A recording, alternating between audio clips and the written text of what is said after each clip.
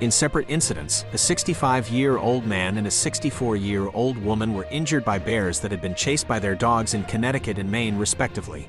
In Maine, Lynn Kelly confronted a bear that was chasing her dog and sustained injuries to her hand. In Connecticut, a homeowner intervened when a bear attacked their dog, resulting in non-life-threatening injuries. Authorities advise dog owners to use non-retractable leashes and to avoid getting between dogs and bears. Safety reminders include not keeping bird feeders outside during bear active months and properly storing food and trash to prevent bear encounters.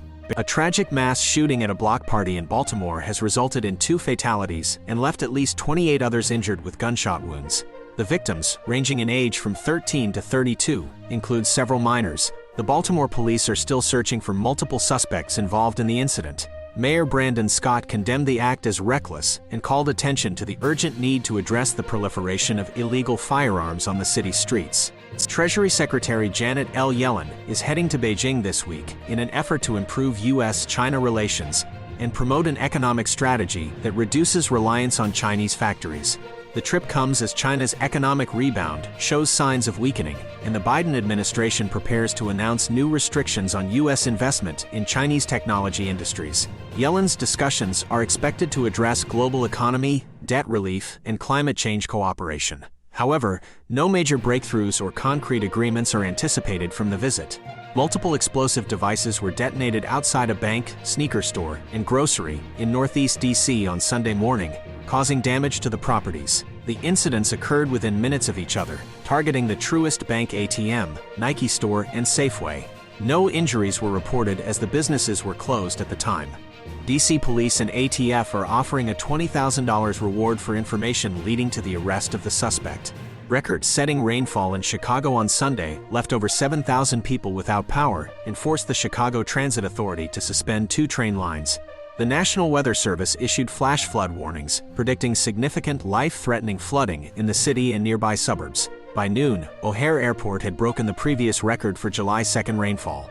Blue Line and Pink Line train services were disrupted but later resumed with delays.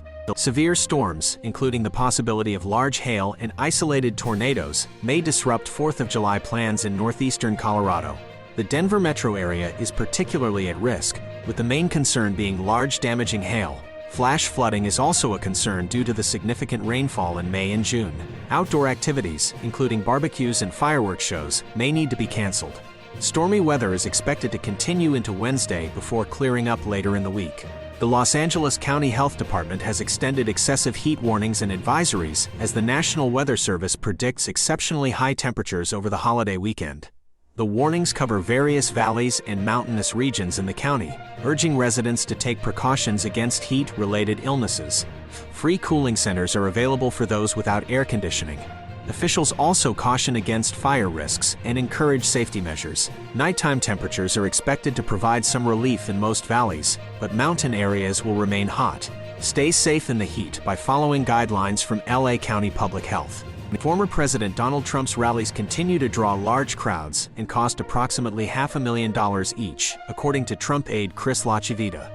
Trump's campaign has incorporated unannounced stops at restaurants to highlight his support among followers, despite ongoing legal challenges. While Trump's campaign schedule is less robust than some of his competitors, polls show him leading the GOP field. Thousands of supporters flocked to his recent rally, with attendees traveling from various states to show their unwavering support. Many attendees expressed their loyalty to Trump, stating he is the best president in history. Florida Governor Ron DeSantis' campaign account, DeSantis War Room, has faced criticism for sharing a video that criticizes former President Donald Trump's past promises to protect LGBTQ rights. The video contrasts DeSantis with Trump, highlighting recent measures enacted by DeSantis that have curbed LGBTQ protections in Florida. The Log Cabin Republicans group called the video divisive and desperate, urging the campaign to acknowledge the mistake. The DeSantis campaign, focused on establishing the governor as a conservative alternative to Trump, has not responded to the criticism. Ibrahim Richmond, a former Christian priest from South Africa, recently converted to Islam after a vivid dream and a divine voice. Thousands of his church followers also embraced Islam. In a viral video, Richmond and his converts were seen reciting the Shahada. He was later invited by Saudi King Salman bin Abdulaziz Al Saud to perform Hajj, where he expressed gratitude for following in the footsteps of Prophet Muhammad, peace be upon him.